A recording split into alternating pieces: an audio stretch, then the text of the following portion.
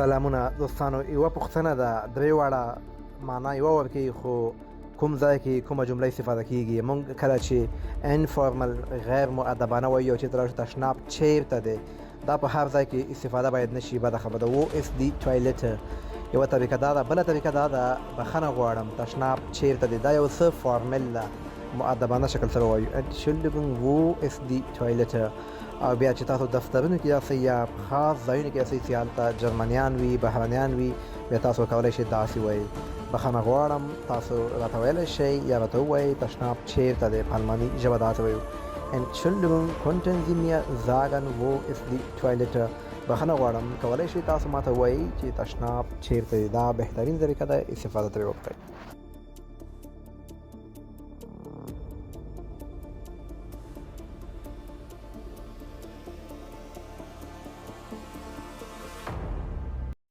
دوستانو، د الماني ژبې مهم ګرامري اصطلاحات زده کول ډېر مهم دي.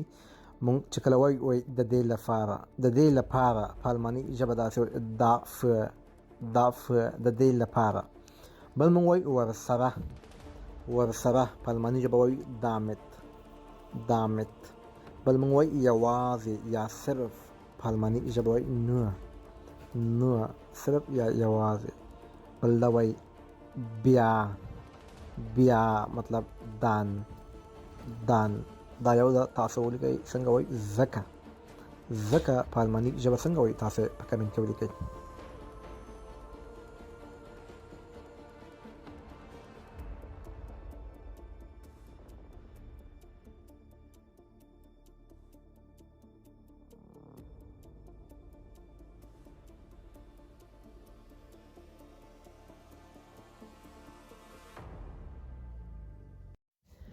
درې مهمې جملې جوړو د مریضي باره کې دي. کله چې موږ ته څوک وایي یا موږ چاته وایي څه درد کوي یا کوم ځای درد کوي، په الماني ژبه داسې وایي was tut weh څه درد کوي. د مثال په توګه زه دلته دوه جملې جوړوم. د مریضي باره کې وایي زه د خېټې یا معدې درد لرم. تاسو چې کله ډاکټر ته وایي په الماني ژبه داسې وایي ich habe Bauchschmerzen وایي درد ته. که موږ وایو زما سر درد کوي یا زه د سر درد لرم، دا همیشه روزه کې اکثره دا مریض زیاته وي. تاسو په الماني ژبه داسې وایي ich habe Kopfschmerzen زه سر درد لرم یا زما سر درد کوي. زده کړئ، مهمې جملې دي.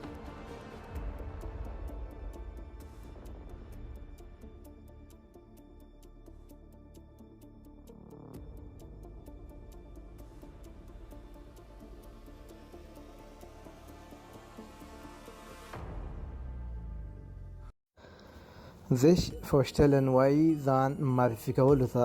ځان په اړه دلته دوه جملې زده کوو. وایي زما نوم احمد دی. په درې څلور طریقو ویل کېږي.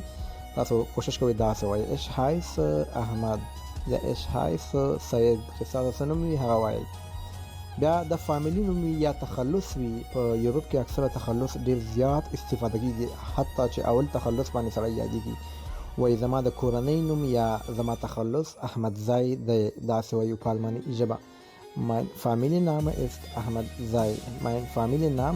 Ahmadzai.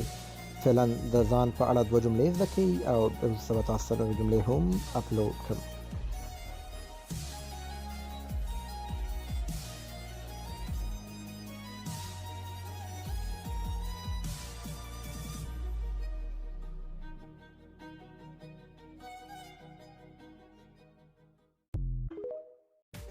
سلامونه دوستانو، په الماني ژبه باندې درې مهمې جملې زده کوو.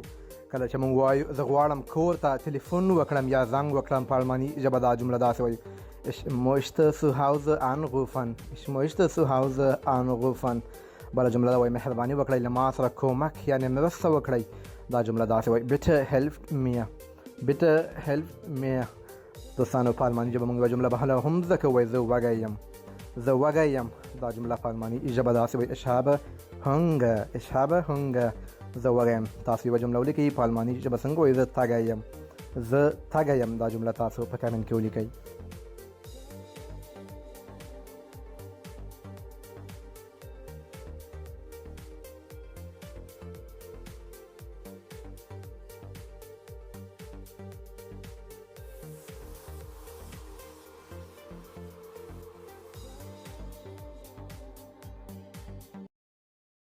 سلامونه دوستانو. په الماني ژبه درې مهمې جملې جوړوو کله چې موږ د چا باره کې پوښتنه کوو چې پلانکی چیرته دی.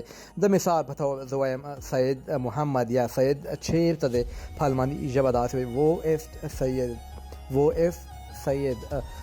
تاسو ګورئ چې هغه په کور کې دی، په وایم سید په کور کې دی، سید په کور کې دی. په الماني ژبه داسې وایي سید است سو هاوزه، سید است سو هاوزه وایي هغه یا سید په کور کې دی.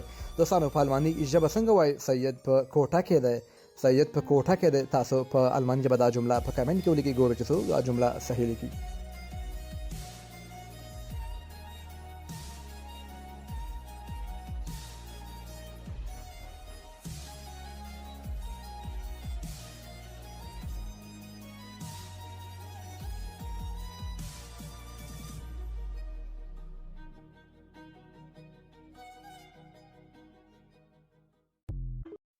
درې مهمې جملې زده کوو په الماني ژبه باندې وایي زه د نورو په څېر نه یم یا زه د نورو په شانته نه یم. په الماني ژبه داسې وایو Ich bin nicht wie die anderen، Ich bin nicht wie die anderen وایي زه د نورو په څېر نه یم.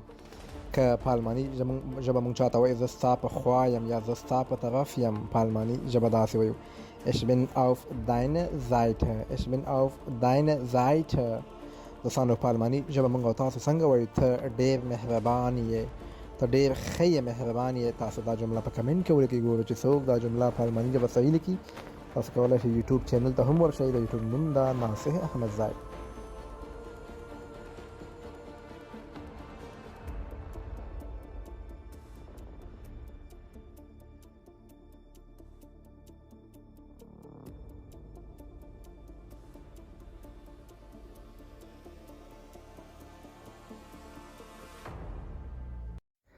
درې مهمې جملې زده کوو په الماني ژبه باندې. کله چې موږ چاته وایو ته یوازې د خپل ځان په اړه فکر کوې، ته یوازې د خپل ځان په اړه فکر کوې. په الماني ژبه دا جمله داسې وایي Du denkst nur an dich، Du denkst nur an dich. nur وایي مطلب صرف. بله جمله دا وایي تا زه مایوسه کړم یا خفه دې کړم، ناامیده دې کړم. په الماني ژبه داسې وایي Du hast mich enttäuscht، Du hast mich enttäuscht وایي. په الماني ژبه څنګه وایو ته ولې مایوسه کېږې، ته ولې ناامیده کېږې. تاسو کولی شئ دا جمله په الماني ژبه څنګه وایو تاسو په کمنټ کې ولیکئ، ګورو چې څوک دا جمله صحیح لیکي.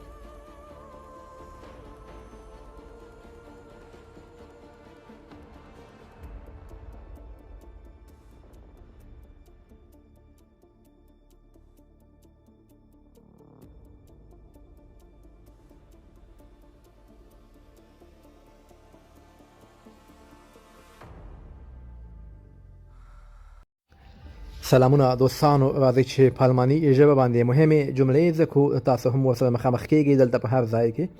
کله چې موږ چاته وایو تاسو چیرته زیږېدلي یاستئ، تاسو چیرته زیږېدلي یاستئ، په الماني ژبه داسې وایو Wo sind Sie geboren، Wo sind Sie geboren. تاسو چیرته زیږېدلي یاستئ. د مثال په توګه زه ورته وایم یا تاسو ورته وایئ زه کابل کې زیږېدلی یم یا په کابل کې پیدا شوی یم، په الماني ژبه دا جمله داسې وایو Ich bin in Kabul geboren، Ich bin Kabul geboren. په الماني ژبه موږ ورته داسې وایو. بله جمله دا ده وایي تاسو کله زیږېدلي یاستئ، یعنې تاسو په کوم کال کې داسې ټول یوه معنا ورکوي. تاسو کله زیږېدلي یاستئ، په الماني ژبه داسې وایو Wann sind Sie geboren، Wann sind Sie geboren. تاسو کله زیږېدلي یاستئ. دوستانو د مثال په توګه زه وایم زه په 1995 کې زیږېدلی یم، زه په 1995 کې زیږېدلی یم. دا جمله په الماني ژبه څنګه وایو تاسو په کمنټ کې ولیکئ. سلامونه دوستانو. په الماني ژبه تاسو یو څو روانې جملې ښیم. پاس په انګلیسي لیکل شوې ده، لاندې په الماني ژبه. خو تاسو انګلیسي پرېږدئ، زه درته پښتو او په الماني ژبه وایم. په انګلیسي هم وایم خو د پښتو او الماني هم وایم. راځئ چې موږ زده کړو. وایي های په انګلیسي کې هم وایو او های په ډویچ کې هم وایو، خو دلته موږ دا انفارمل استفاده کوو. انفارمل مطلب های. تاسو ملګرو استفاده کولی شئ. معلومه ده هلو یا په الماني ژبه کې هالو. هالو مونږ هم معنا د سلام ده، خو فارمل مشرانو ته استفاده کیږي. هالو دا مطلب انډیوالانو ته استفاده کوئ، مشرانو ته استفاده کوئ. ما سره بل ګډ مارنینګ یعنی سهار په خیر. په الماني ژبه وایي ګوټن مورګن، ګوټن مورګن مطلب سهار په خیر.